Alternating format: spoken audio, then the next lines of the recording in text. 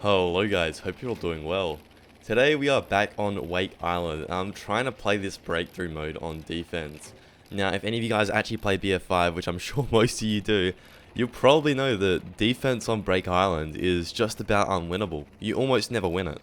This is one of maybe 3 or 4 wins I've had as a solo player on this. Every other time I've had to play with a full squad and we only just squeeze it out. So I've just been going my absolute hardest this entire match, and it is, as you can see, on the last 2 points already, because I didn't actually think this match was going to be winnable, so I didn't record most of it. But this match did end up being absolutely ridiculous. It's my best game so far, I think, in terms of score, so it's 191-0. My best is 192-0 on Iwo Jima before the nerf, so this is after the nerf, and I still get this many kills, so I'm going to say this is my best match. And yeah, we just absolutely go off, and this is exactly what it takes to win the map. And I want to kind of rant for a little bit about this map. Like, I don't know what DICE was thinking. So obviously, one of the issues is that the planes spawn on the airfield. So once you cap the airfield, that means they get your planes. Like, I see how that works, I understand why they do it, but it just doesn't make any sense from a balance point of view. So I was up with 3 planes, but they got shot down, and then the enemy team spawned planes on our airfield. So at one point in this match, I think I was in a 1v4 or 1v5, and I just had to kind of lurk around and pick off planes. That was before this point here, when we've already kind of got into that. I'm firmly cemented into a 1v2 at this stage, and that's all that's going to be happening for the rest of this game. Not only do I have to stop a ridiculous amount of infantry, I have to kill tanks, but I'm also in a 1v2 all the time. I don't see how that's fair, man. I just don't get it. So I got very lucky in this match. I admittedly got quite lucky that they didn't have any great pilots who were just using a dogfighter loadout. That's every match. If anyone of my level comes on and they use the dogfighter loadout, an even skilled matchup, they're always going to win. I'm just lucky that I don't really encounter many players like that in my region. So the loadout we are running though is the 20mm cannons. We've got the finned barrels, the bombs, the 500-pound bombs, and the flares. I don't really use the flares either. A lot of you guys get on me for this, but there is actually kind of a reason for it. I'm so used to not pulling up early enough to actually use them, because I usually pull up before I even get over the enemy team. In this game, however, I'm getting a bit closer, and I probably should be using my flares more, so I'll admit it there. But in a lot of cases, I pull up and go to the side, and at that point, there's no point dropping flares over the ocean or something like that. So yeah, we're going to continue this gameplay, and Wake Island is such a nice map to play on, but it is just an absolute pain. That's what I'm trying to get at here. It's basically unplayable as the offensive team with a good squad. You're going to roll through the enemy team that fast, it's just not even worth playing. I think we had one match when there was like 4 of us in tanks and we just rolled through the entire map in like 5 minutes. I don't really see the fun in that, and I bet the enemy team didn't either. So as a pilot, one of the things you're really going to have to do, I did this early in the map, but you do need to kill the tanks. You need to kill all the tanks as fast as you can. Even before you start farming, just, kill a few boats at the start, stop their landing a little bit, and then just go straight for the tanks as soon as they hit the shore. A little tip is not really to go for the tanks too much when they're in water, because the bombs won't splash damage on water because they'll sink to the bottom. We did clip the tail on that tower there. But yeah, there's no real point just going for all the infantry when there's tanks around, because those tanks are going to stay there for the entire match unless you do something about it. So it's very important that you actually go and bomb them and get them out of the way for the infantry. So back to this match, it's pretty straightforward right now. I'm not really going for the plane that's up right now because he's not coming close enough to me, and I don't want to put myself over their carrier for a 2v1. That would be stupid, that would get me killed. So I'm just going to keep farming the infantry from our side. The infantry will have their backs to me if I stray from where my resupply is, and I'm just going to get altitude to make sure I can kind of get the most out of every strafe, because I really do need to. If I have that little bit more time just to even spot a giant group of infantry, that can allow me to kill them, of course, and that could save us. So we do cop a Flieger there, and you guys probably do notice that I do fly a lot closer now. I do take Fliegers. It just happens now. You can't avoid them, so I think may as well go hard. And if you die a few times a game, it's not a big deal. As long as you're getting the win, that's all that matters. So I will play games where I'll just die a couple times. It does happen. Probably average maybe 1 death per match. And it's going to happen these days when you have a Flieger that can shoot at you as far as you can shoot them. So just got to get used to that, I guess. Don't get too caught up on it. And here's a big strafe with just the cannons alone. that is of course the added benefit of getting nice and close with your strafes. You're going to be getting close enough where the cannons are basically feeling like they weren't even nerfed. Anyways, to focus back on the gameplay, we're just going to rearm, and I'm consistently strafing from behind where the enemy are coming from. So they would have to look 180 to look at me, and they're just not doing that because they have one sector left and they're really tunnel visioning on it. And I've kind of noticed this as I'm playing, and I thought, you know what, if they're going to tunnel vision that last sector so hard, I'm going to get very, very close, get my cannons into maximum effectiveness, and I'm just going to make sure that they get punished for it. So there we copper Flieger, but as long as you keep your instant repair, you're fine. And you want to be kind of frugal with your instant repair. If you can repair regularly to get above 91 health, you may as well do that and then not burn your instant, because that means you can go for another strafe and be very, very safe to do so without getting Fliegered. Because it is unlikely that two players hit good Fliegers with a strafe. I mean, it does happen, and obviously that's how I die most of the time. But it's not enough of a problem where you really want to encounter it or counter into your play, because I mean, you can if you really, really care about not dying, but I'm not one of those players. I don't mind dying a couple times if it's going to mean I get 100 more kills than someone who plays really, really, really carefully, you know? So that is kind of my playstyle. And we do take out the enemy plane there.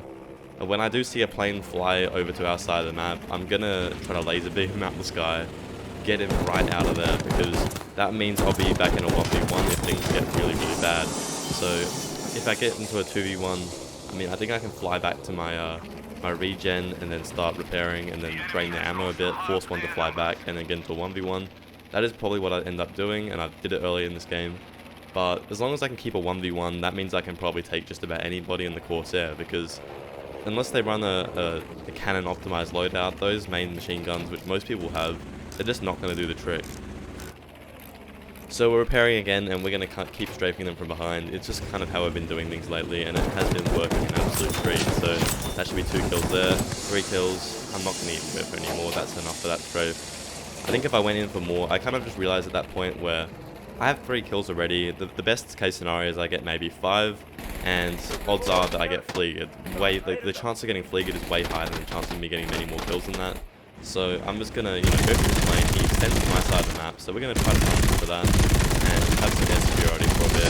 It does help to take the planes out of the sky, especially when you're really, really trying to defend a last point. And obviously the error in this game right here is that I'm not flaring enough. I could be extending my strafes a little bit longer, make sure I fly over them and then flare.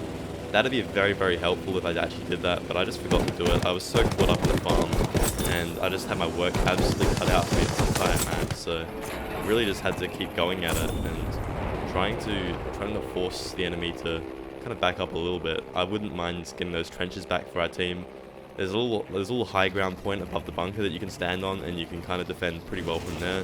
So if I can get that spot for my team and we can get them set up on there, we're going to have a much better chance of just kind of burning tickets. It's not a full hold kind of position, but if I can get my team a position where they can burn, let's say 100 tickets using that, that's very, very useful for myself. So I'm not even only really thinking about myself in this gameplay, I'm kind of thinking about what kind of positions can I earn my teammates, and if they'll have a good effect on the ticket count, because I really, really want to win this match. Like, let me tell you guys, like, I don't win many matches on this side of the map. I have one where I dropped maybe 50 in the plane, got shot down, couldn't get it back. I dropped like 80 on foot, and we won that match. Only barely. I've got that one recorded too, so maybe we'll put that one up because it's a nice mix of gameplay.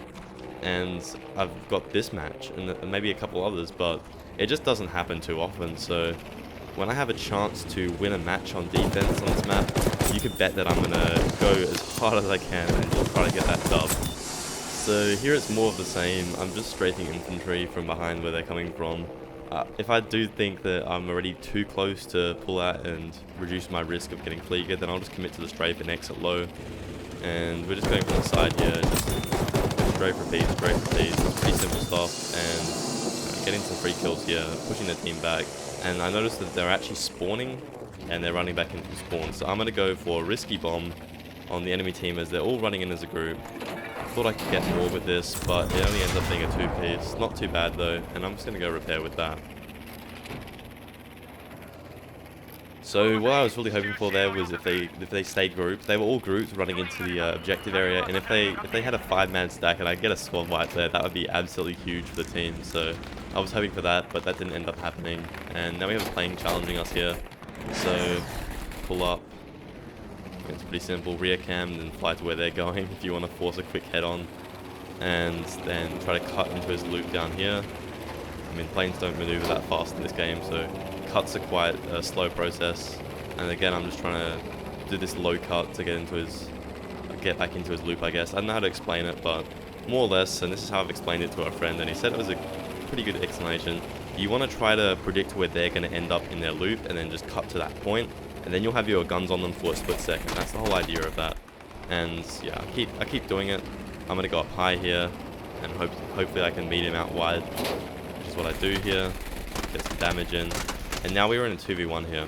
I'm not worried about the 2v1 because I know I've got 78 health and I'm near the spawn. The other one flies away, but even if he didn't, I'd be able to basically beam this plane out the sky and then go get a rearm. And that just rearms, man. So I was never really worried in that situation since I took the fight in a place where I had the advantage. So my positioning there was near the spawn, and that just gives me the win, basically. Unless it's a 2v1 against dogfighter planes, so that I'm getting less angles on them because I have turbo, and I'm also taking more damage because I have upgraded cannons. That would be a loss, I'd say. But otherwise, I think I can take it. So we got a boat there. I'm trying to mark it out for the squad because I don't want them kind of getting a flank position. So I'm going to turn around and check that out at least. There's no one there though, so we're just going to go for the regular strafe. The enemies are up here on that bunker near the high ground. Try to cancel them out, and I'm just going to go for a pair here. There's not really much to be had. I noticed that the enemies aren't really spawned in that much, so I'm going to get my bombs back while I can. Okay, so the bombs are now reloading, and we're going to be doing my repair as I'm flying straight. That means that I'm not really losing any speed, because when you do it when you're turning, it still works, but it's not as fast. That's just a little tip that I can just give you guys. You want to find as many of those kind of little tricks you can get to increase your kills per minute. So kills per minute, I don't know if I've talked about it that much, but I'll tell you guys right now that I think it's the most important stat in Battlefield 5. Just how many kills you're getting for every minute you're playing. SPM can be manipulated, KD can be manipulated. Kills per minute can't be manipulated. It's just how many people you're killing every minute. It's very, very important as a pilot, because think about it, I'm not capping flags, so SPM isn't a worry. You can get more SPM maybe by dogfighting more, but you can also get more KPM by dogfighting, so KPM is also affected. So KPM just comes, like, you get it from almost everything good you do in a plane. So I do think that's a very, very important stat to go for. And in the Zero, I think I have maybe number 2 or number 3 KPM in the world. So, you know, I do try to find as many of those little tiny optimizations I can make to my gameplay. And, you know, just make sure my KPM is as high as possible. Right there is one little thing that I did. So I had a dogfight opportunity. I could have went and taken that dogfight. It would have taken me 2 minutes to finish it. Odds are that would be the case because there was 2 planes there. I saw enemies, and instead of taking the dogfight, I just went and got the kill, and I'm going to go rearm. That's an extra kill in this minute of gameplay. So this kind of stuff is really, really important, and you'll notice in this gameplay, like, I've racked up, what, I think 90 kills probably in this gameplay in about 20 minutes. So we are killing a lot of people in every minute, and that is kind of why we've won this match, because if I was doing this, if I was killing less people every minute, and if I was dogfighting all the time, I bet we would have won. So it is just a very, very important thing to focus on a little bit in your planes. You want to try to, you know, find everything you can do to maximize it. And if you guys want a video talking about KPM and all the tricks I've kind of got to get higher KPM, I'll try to think of everything I've came up with, and maybe we can get a video out on that if you're all interested. So we're getting fleeted now again, so I'm strafing a little bit further away, just until it cools down. Once it cools down a bit more, we can go back in and keep going hard. So there's some kills there. I'm going to drop the bombs. I don't know if they're going to get anything. I think 1 kill is probably fair. I didn't even get the 1 kill. And we've got a plane on me. I'm doing some flat scissors. Basically, these are like regular scissors, except you never actually complete the loop. You just do half loops, and that's basically like a turn. Like, you do a half roll. That's what I mean. You're not doing full rolls. You just roll 180, then roll 180. And it's a really, really good technique to kind of just get an enemy closer to you so you can start doing some other defensive maneuvers. I've been using this, you know, ever since the start of this game. I just figured it was a good technique, and I actually got it from War Thunder. So yeah, playing other games sometimes does help, because flat scissors was used a little bit in Battlefield 4, but it wasn't like a main defensive technique, I would say. So we're gonna be chasing down this plane now. He extended to our side of the map, and as I've said, if a plane goes to our side of the map, there's basically nothing that can go wrong, because if I start to lose a dogfight, like, he was a good dogfighter, I'm near my spawn. Like, I'm just going to be able to get heals. I'm going to be able to get help. I've actually had situations where I get into like a 3v1 in our spawn, and I'm literally able to type to my teammate, help AA spawn, and then they get in the AA while I'm dogfighting, and then I just stay around the repair, and two of them leave or something, I get in the 1v1, beat that guy. You know, that kind of stuff does happen when you're in such an advantage at your spawn zone. So now we see here that the last 56 tickets, 55, 54, we're draining them down really fast now, and we're getting towards the end of the game. This is exactly what I want now. I'm going to start to actually think about impact kills. So if I see people on the high ground, I'm going to go for them, because they're actually going to have more of an effect against our team, because they can get more angles from that vantage point. And here I noticed the enemy plane breaks way too hard down low, so I'm actually going to use my energy advantage and kind of do a spiral climb in a way, which is another War Thunder technique actually. I learned so much from playing War Thunder in this game, because this game does have really clunky energy mechanics. So if you notice a massive energy difference between you and the enemy plane, you can really abuse it, and that's just such a cool thing now. So that's one of the things I actually like about dogfighting right now. I mean, it has pros and cons, but the pros are that you can do these kind of like, you notice things and then you can play with someone's energy, and that kind of stuff is really cool in my opinion. It's just a shame that the rest of the flight mechanics, they all suck. They're all just freaking terrible. So, you know, guys, fuck you for destroying dogfighting and making it the most boring thing in the game. But thank you for adding some slight depth in energy mechanics to this game. Unfortunately, no bombs there, so I was going to try to bomb them and stop them from contesting. So my team, as you can see, they're contesting the high ground. The enemy team is trying to do that too. So I want to wipe out all the enemies there and give my team that vantage point, and they'll get the last 15 kills, no doubt. I wasn't even really focusing on getting the 200 this game. I mean, it was probably possible, but, you know, I just wasn't playing optimally enough. You got to think that if I had slightly higher KPM, I would have actually cracked 200. So that's just like, if I find some more little tips and tricks that I can apply to my gameplay, that's the kind of difference it can make. So here we go, we're just going to create the last few that are kind of pushing towards that high ground point, and I think the enemy is pretty much wiped out at this point. And that is the win. So we did what we had to do there. We got 191 kills, 0 deaths, my biggest streak in Battlefield 5 so far. I hope you guys all enjoyed, and I will catch you all on the next one. Peace.